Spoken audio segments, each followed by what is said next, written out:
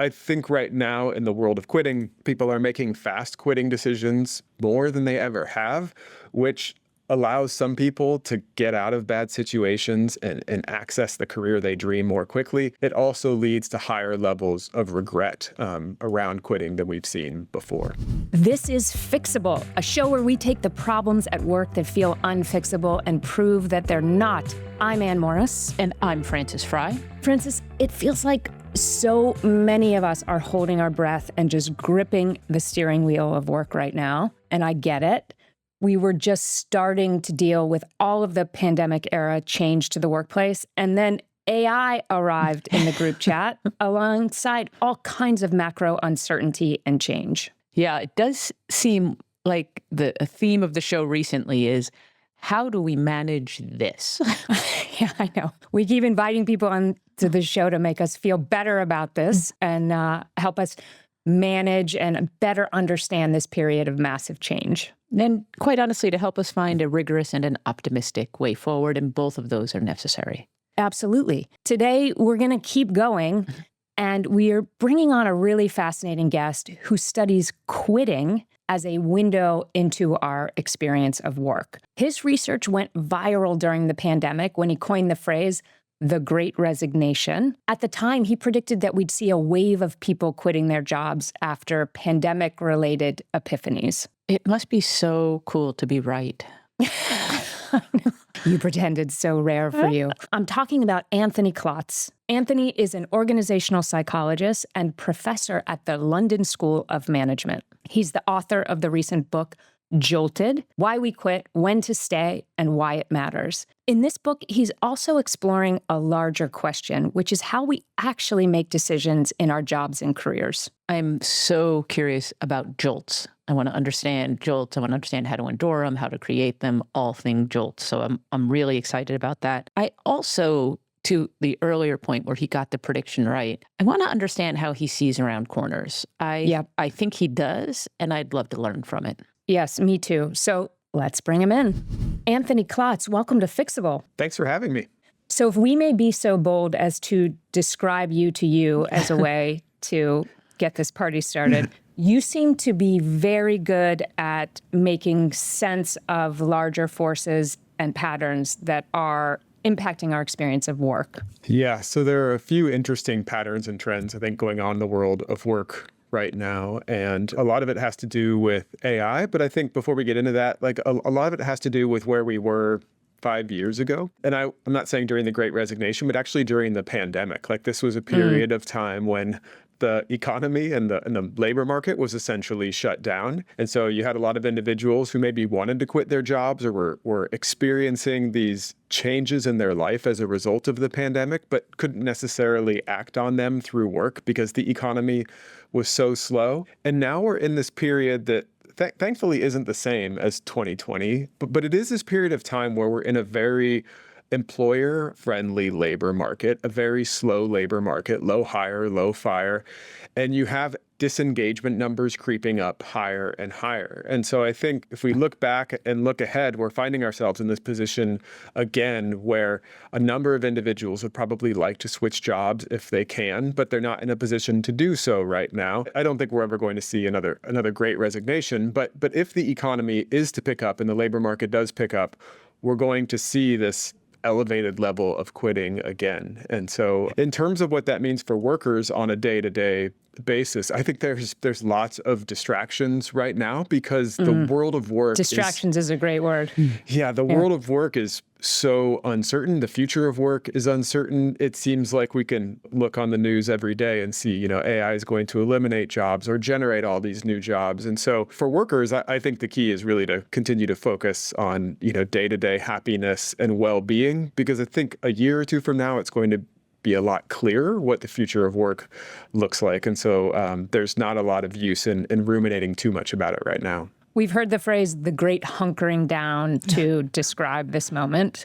Is that how you see it? And am I hearing you correctly in saying this too shall pass, and from your perspective, relatively quickly? Yeah. So, these patterns are cyclical. And so it will pass. I don't know about quickly, and this gets to the murkiness when it comes to the future of work. But I do love a good viral workplace, buzzword and the great or phrase. And, we had maybe 6 months or 9 months ago, the term job hugging came out and sort of suggesting that people are clinging to their jobs. That term didn't have a lot of data behind it. And now we have a new term, the great hunkering down, which I think speaks to some of the same feeling that in this market right now, we came out of this period of time in 2021, 2022, when employees had a lot of power in the labor market and work seemed more flexible than it's ever been before, right? Work can fit around my life. And so many of us as workers got a taste of this world of work in which we have a lot of power and work is very flexible. Now, over the past, 24 months, that has changed quite a bit. And so we're in this period of time where individuals would like to access the best version of work that they possibly can for their life, but it's not always there for them. And with the layoffs that are happening around AI, whether the reason really is AI or something else, it's created a lot of uncertainty in the labor market. And so you have individuals who are staying put until the labor market improves. Now, so I like the term, the great hunkering down. I like job hugging. In terms of their accuracy, I don't know if they're 100% accurate. When we look at the number of people who are looking at the job market right now and who would switch jobs if they could, those numbers are fairly high, like around 50% or higher of individuals are at least casually keeping an eye on other employment opportunities, which is fairly high. And that doesn't speak to me necessarily individuals who are clinging to their job or hunkering down. It means I'm going to do what I need to do to hopefully not get terminated or not get released right now. But when the opportunity presents itself, I'm going to also put myself in a position where I can make a move. Yeah, I think some of the headlines around all the power shifting back to employers are overstated. And I want to pull on that thread for a second. But Frances, you just said, wow.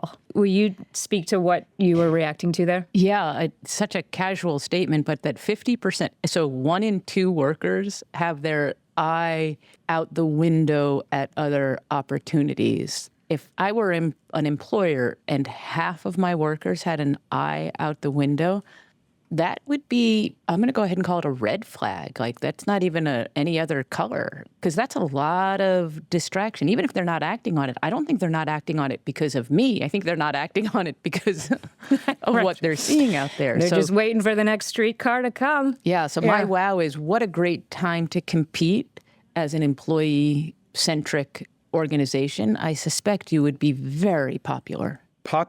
And you would be setting yourself up to win in the talent market of 2027 and 2028. We saw that during that period of time in 2020 when the labor market was really bad, companies that continued to invest in employees, even though they didn't necessarily have to retain them because turnover was low.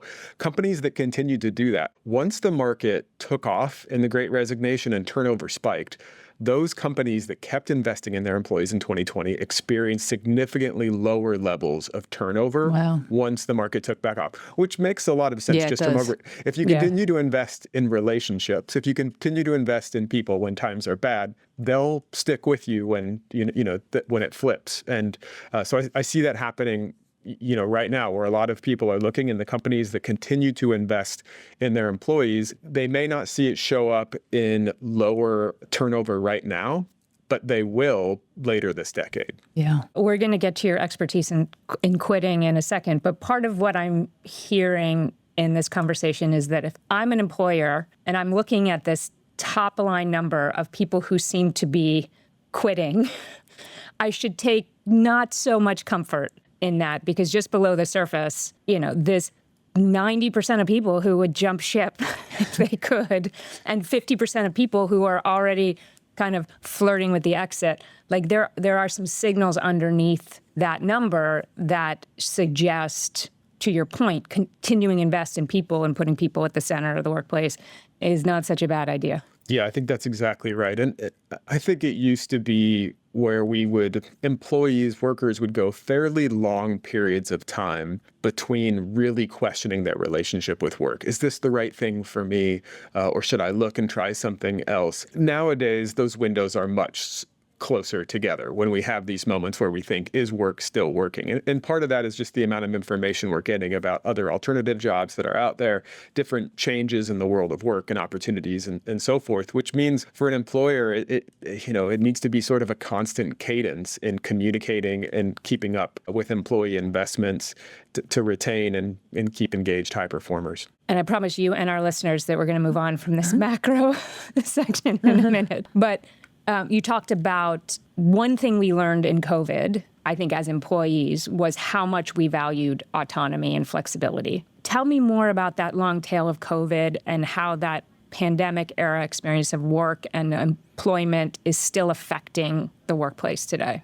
At a high level, when you give individuals more autonomy in any aspect of their life, and you give them more freedom for a period of 3 to 6 months or a year, and then try to take it back, it doesn't go well. Like we just so well. Once we get some freedom, we're like, no, this is mine now. And I do think during the pandemic, individuals experienced, freedom in how they scheduled their work, how they worked. And it was a tough time, but I think everybody saw this possibility for more autonomous working, for me being a little bit more of myself, being able to bring more of myself into the workplace. And that generally felt good. And it's been eroding a little bit over the past 5 years, but people are resistant to that. And you see it showing up in a number of different ways, not just in terms of how many people are casually looking at the job market, but you could think of something like the FIRE movement. FIRE meaning financial independence, retire early. So the idea that you save money earlier in your career so that you can retire or have the option to retire as soon as your 30s or 40s. So that you can have an FU attitude earlier. That's exactly We're it. just going to move up the timeline. That's exactly right. And as it turns out, what this movement, what the research is showing is this movement isn't about anti-work or saying no to work.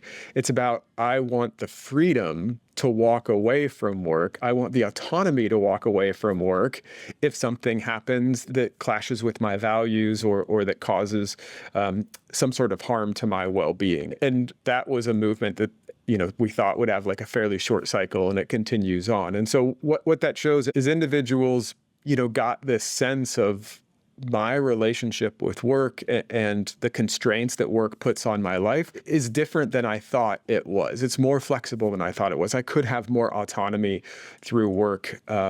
And I could use work as a more efficient vehicle on my path to the good life, if you will. With how much time we spend at work and how central it is to most of our lives, of course, we're not going to give up on that notion early and surrender and say, well, I guess it's just back to the 9 to 5 where I don't have control anymore. And it's not really how we operate. Yeah, great. Francis, we're going to move on from big picture stuff, but any additional thoughts on this? Anthony, Ann and I are often thinking about how well different parts of academia brand what they do and whether or not they should go visit the marketing floor in the I'm in the operations most of world. The time and most of the ideas. Most of the time and most of the ideas. Having said that, you and your friends are pretty good. Reluctant stare, great resignation. So you don't have to visit the marketing floor nearly as much as my friends do. That's fantastic. I mean, that's good to hear. And part of what motivated me to write the book was that I felt like when I looked at, we've been studying why people quit their jobs for 100 years. And when I look at that literature, I think there's all these great characters in that literature of like reluctant stares or the turnover contagion, the honeymoon hangover effect. But it's all trapped in our academic journals and hadn't really made its way out. And I think over the last, 20 years, we've gotten better as academics at communicating the findings of our studies. But yeah, we could all do with going to the marketing floor and getting better at it.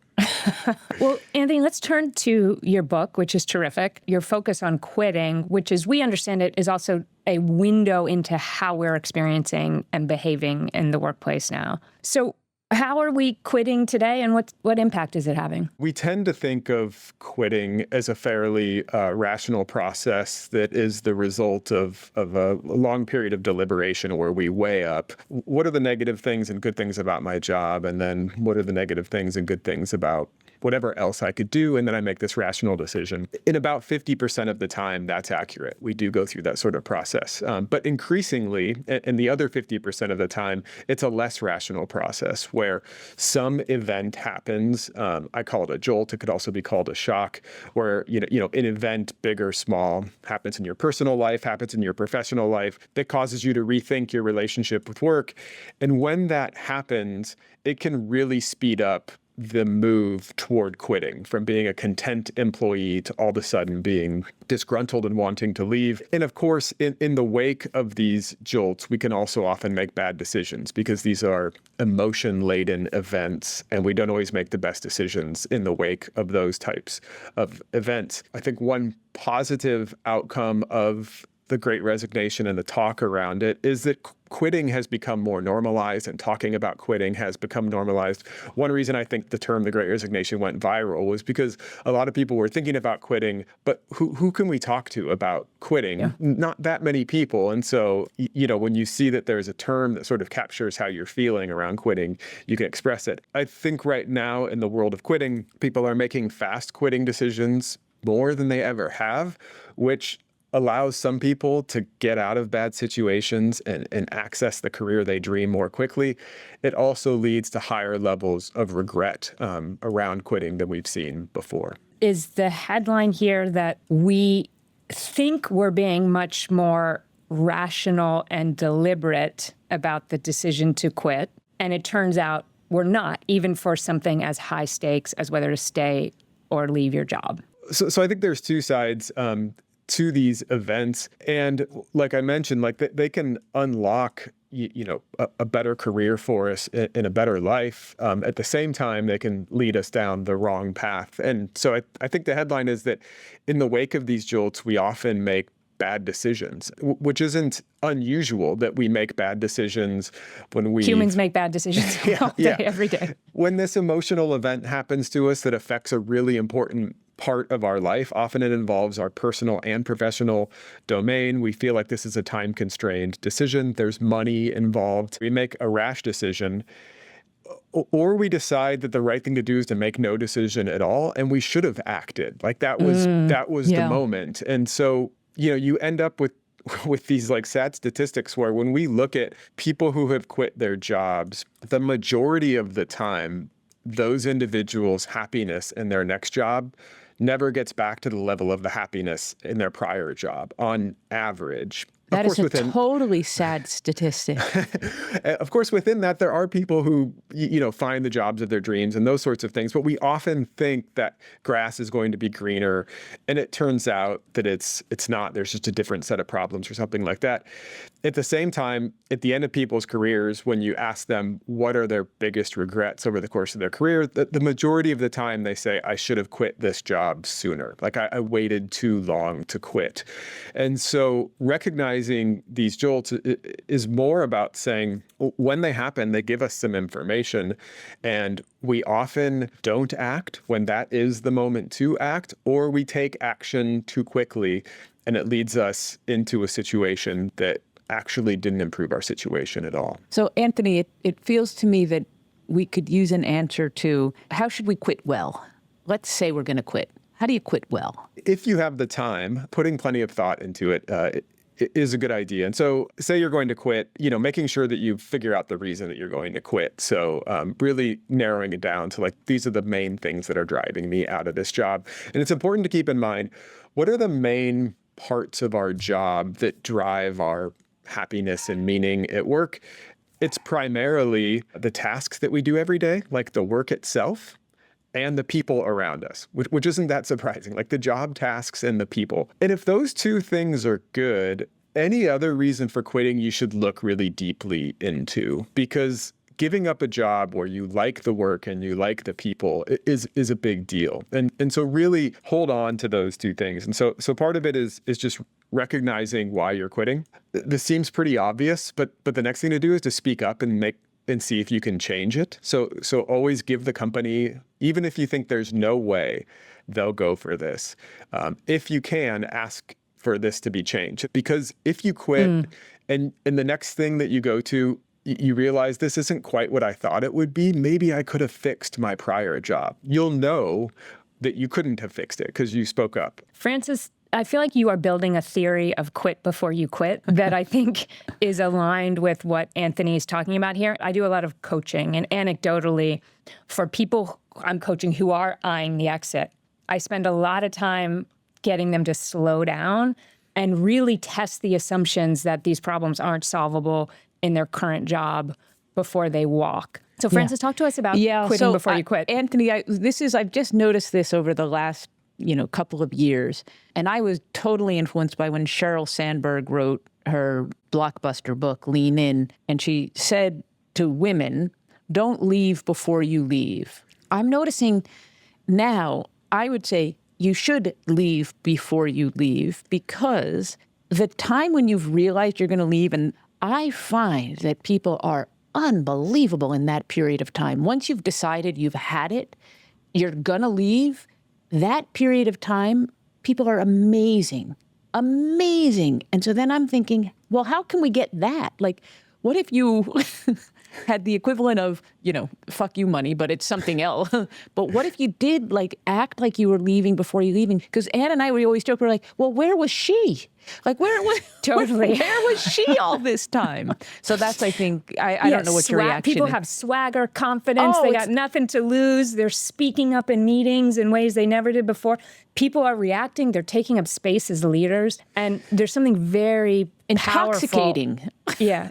And I think exploring whether we can bring that into a pre-decision phase. Yeah. I talk about it as this pre-quitting power surge that you get. And, for most of our time as employees, in terms of the power balance between us and our employer, the employer has the power, right? I mean, most of us need the paycheck and are grateful to have this job and couldn't just go walk out and find another job tomorrow. But the moment you decide, I'm leaving, I have a plan for a life after this company, that power balance completely shifts and you don't need the organization anymore.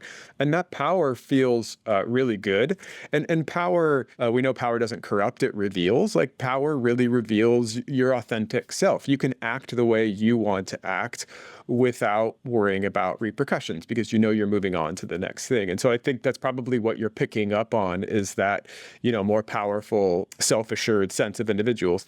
It's also why sometimes people resign in really awful ways because they feel like I'm powerful and this is my last chance to get even. But the majority of people are good, and the majority of time there is this positive period of time before departure. I'd love people to be able to access that without having to leave. Yeah, I think really great leadership can unlock that. And we see that in, some individuals who have really good relationships with their managers before they actually put in their resignation. When they first think about leaving, they go talk to their managers about it because they have this really deep, trusting relationship, psychologically safe, and they talk to those individuals. And I think that sort of empowering leadership style can get the best out of employees all the time. We also see, though, one of the main signs that somebody is going to quit is often silence.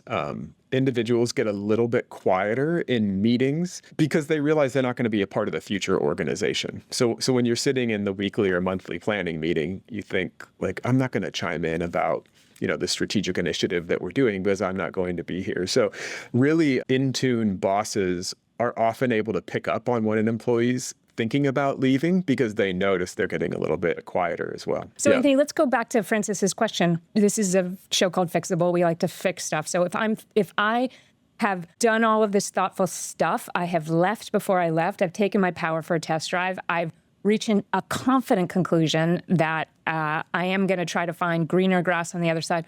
What is a thoughtful, elegant, gracious way to quit in Anthony endorsed way to quit? Anthony Klotz TM guide to quitting. Yeah, absolutely. Let's start with just at a basic level, it's having a meeting face-to-face or at least virtually with your direct supervisor, your manager, your leader, and letting them know that you're leaving, expressing a bit of gratitude and telling them what you're going to do. That gets a little bit tricky if you're going to work for a competitor, but you should be prepared for the worst if you're going to work for a competitor anyway. But having that initial face-to-face meeting and sharing a little bit of gratitude in the reason that you're going is critical. If you want to upgrade on that, giving more than necessary notice is usually appreciated. So as part of the research that you're doing before you quit, you're kind of figuring out what's the reasonable notice period. It's very different based on industry and company. You could volunteer to be available even after you leave in case anybody has questions. And part of the reason that you're trying to set up this positive departure is, even though you may never think that you need it, but it is setting up the potential for boomeranging back if you need to. And when you're quitting... And by boomerang, you mean I've left and then I regret it and I asked to come back. Yep, that's exactly right. What percentage, do you have some data around the phenomenon? In some industries, it's up to 25% of all of not quitting, of all their hires are rehires. And so this is why companies are investing so much, partly why they're investing so much in alumni programs and alumni relations. It's not just to improve their employer brand and to be good organizational citizens, which is important, but it's also because companies are realizing our best recruiting pool may be our former employees. So why not give yourself a little bit of room to come back, worst case scenario? Then you can do that in one way, by being a good employee. That's the best way, being a high performer. But the second way is making sure that you leave in the most positive manner possible. I think that there's also a boomerang, that's boomeranging back to the organization, which I'm sure happens much more often, but it's boomeranging back to the people. You don't know where the other people are going to go. And so our network stays very vibrant, particularly in this kind of environment where there are all kinds of external shocks. That person might be your boss one day. You might be hiring that person to be on your team one day. So I would say to our listeners, even if you are sure you are never going back to the company, I am not sure you're never going to be working with anyone in your network again. And I have one bad interaction with one person on the team. Everybody hears about it.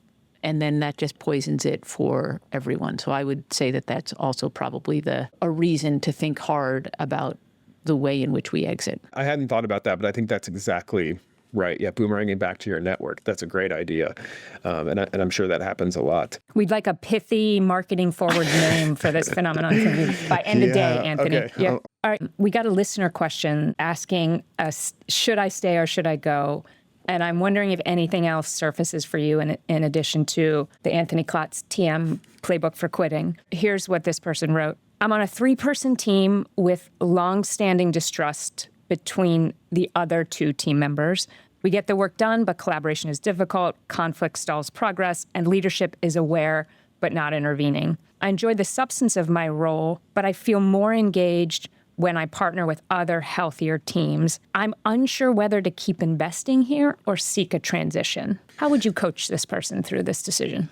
Yeah, this is interesting. I think in organizations, we often think like the third party to dysfunction is probably fine. But the more we study it, we realize that if you're a witness to abusive supervision, if you're a third party to 2 team members who are always in conflict, it has almost the same effects, negative effects on you. It's like secondhand smoke. Yeah. Yeah. It has almost the same negative effects on you. And so that's what this person is experiencing. I think part of it has to do with the time horizon. And if you're in a place where you enjoy the organization and agree with its mission, what it's trying to accomplish, you enjoy the work itself, and this is strictly an unpleasant interpersonal issue, is this going to go on forever? Are these 2 employees lifers? And you probably are as well. So you're looking at this as a long-term situation. If so, that's pretty tough. And you probably do want to extricate yourself. Of course, we talked about speaking up earlier.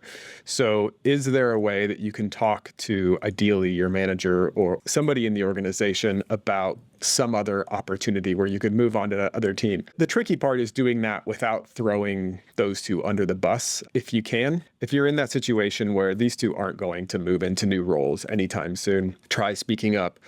But after that, probably start thinking about potential exit strategies. Makes sense. Great. All right. I want to go back to that team meeting where I'm noticing that employee is being quiet. So I want to switch to the employer perspective now for a minute. So let's say I'm noticing that Frances, who historically was a great performer, has, from my perspective, been phoning it in recently. She's quieter in meetings, And I think it may be related to the fact that I skipped over her for promotion in the last month.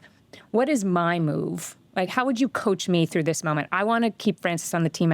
She has a very bright future. It's very kind. Yeah, well, it makes complete. From the beginning, I saw it, baby. You had a ton of potential.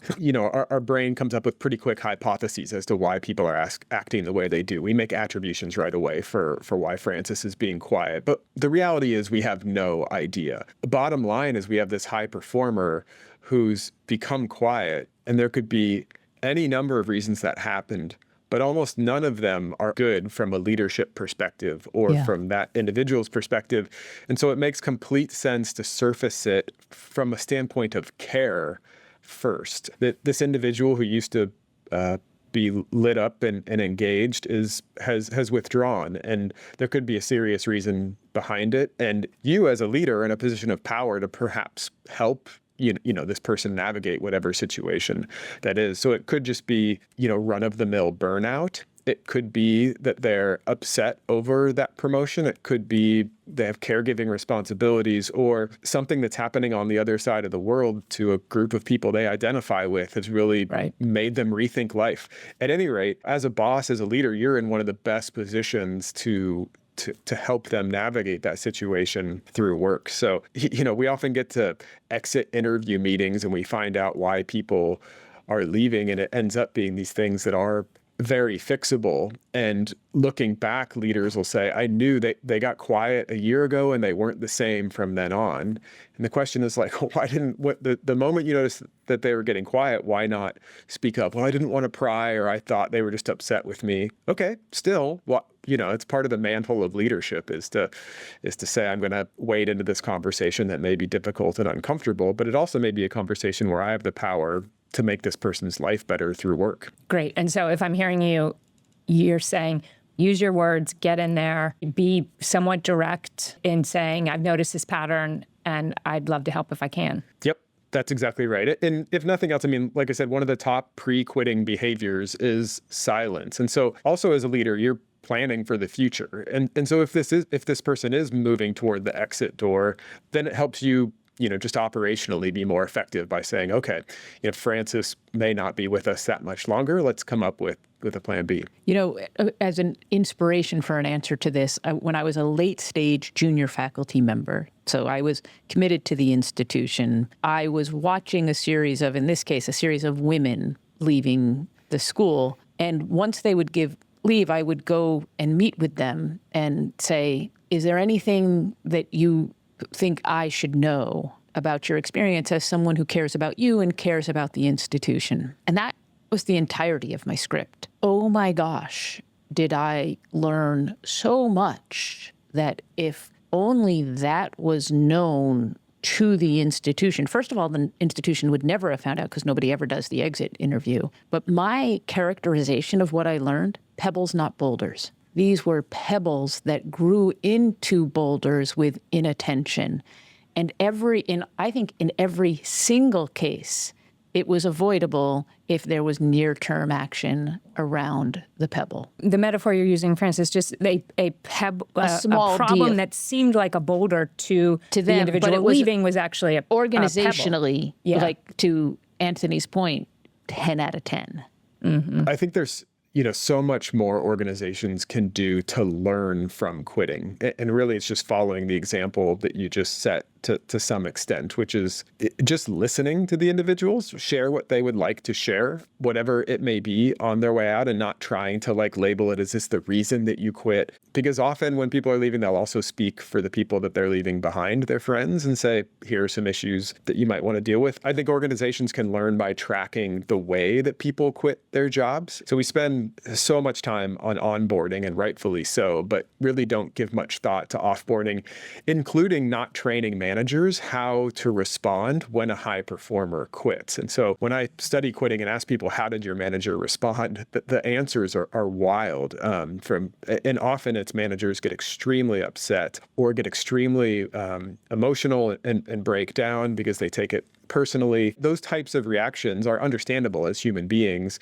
but they really make it impossible for the organization to learn much from that point forward, because the person who's quitting shuts down at that point. And so how is it when somebody does quit that we can immediately start a positive relationship with them so that we can learn as much as possible and so that we can keep the relationship going and even after they physically walk out of here for the last time? Yeah, 25% of them maybe coming back through That's the right. door. Let me ask you another one from the employer perspective. We're hearing a lot from leaders now who are finding their way with their teams after a layoff or restructuring. Often the layoff wasn't their decision, but they are still responsible for team culture and morale. What advice would you have for a manager in that situation? If the layoff or the restructuring has caused people to change the actual work that they're doing, which is part of the folks in the tech industry who I'm working with right now, it's not just about layoffs, it's about these restructurings where I was working on these projects that I really cared about, and those projects got jettisoned. And now I'm training AI. Yeah, and now I'm training AI, or I'm just working on, the core search product that I'm not that excited about instead of these really big ideas. And so I think as a leader, sensing like this is a high performer and they're intrinsically driven by this challenging work. And if the restructuring has switched the actual work that they're doing, or that's exactly right, if AI is taking away the parts of their job that they like, there's a big risk here. And how do I work with them to craft their work such that I maintain high intrinsic motivation? So really being sensitive to, has the work itself changed for them? And has that change been for the better or worse? It can also go a positive way, right? And then, of course, the relationships as well. So whenever, we've known about survivor guilt around layoffs for a long time. The people who are left, many of them, if they're good people, are going to experience some level of guilt and confusion and be expecting that more layoffs could potentially come. So there's been research that essentially argues that layoffs create a more quit-friendly workforce because it affects the commitment not just of those who have left, but also the commitment of those who are there. So it's a really tough situation for a leader, but I think it's individually with each person in your span of control, figuring out how the work tasks have changed and the relationships have changed and saying, okay, how do I work with you? How do we craft to get those back where they need to be? I really appreciate the elegance of, look, top level, it's the tasks and the people. Yeah.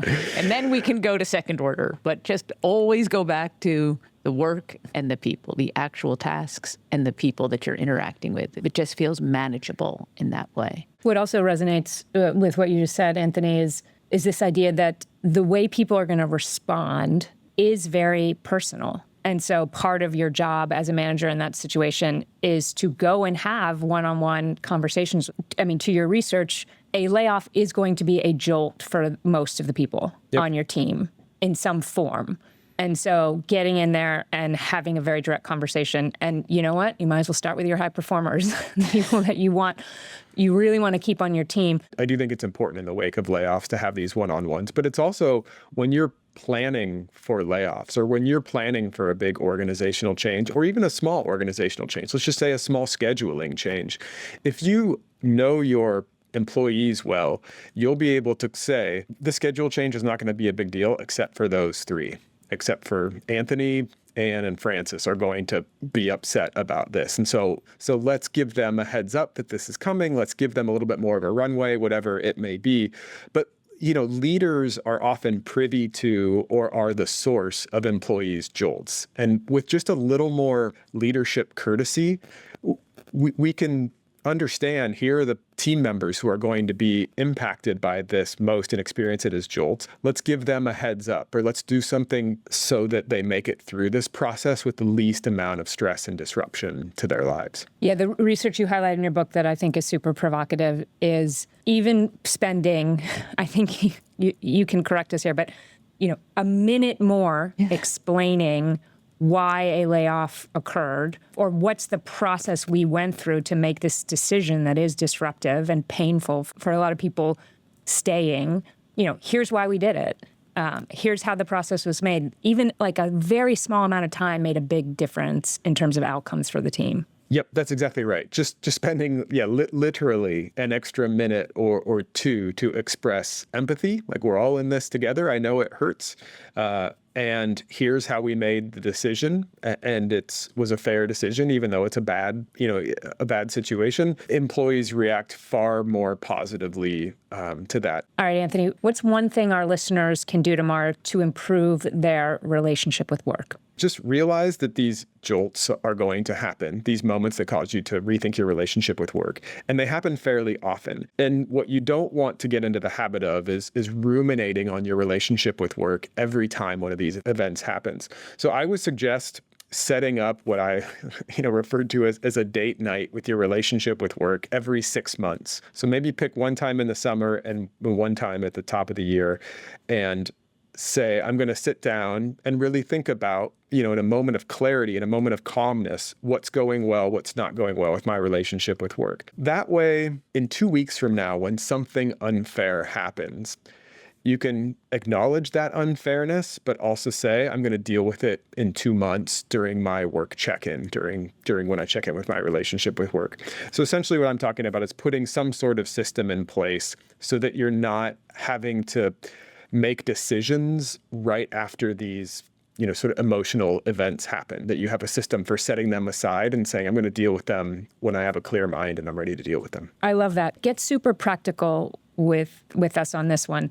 I'm having a date night related to work. Is someone else am I dining alone? Am I dining alone at the bar? What am I doing, Anthony? How am I? Tell me about this date. So I guess the other partner is work, and I keep just a note open on my phone, and just will make a note when something happens that sort of I feel like I've had a jolt or something like that. And so what I do is probably on a Saturday morning is sit down and I walk through how the last 6 months have got. I open up that file and. Time does heal a lot of wounds. A lot of the stuff is just like it felt good to write it down at the time, but it doesn't matter. But it is a just good time for me to check in, going back to the people who I'm working with, the tasks, and then, of course, the other things as well, the career development, the pay, all the different elements that make up our relationship with work, and just checking in with them and saying, am I happy with those? And then am I performing well? Am I investing as much of myself as I want to in my work? Now I'm just thinking about marketing every one of your ideas. I don't have a good name for it Anthony yet. Klotz, so. Work date night, playbook, workbook. That sounds awful. I think this is your next artifact.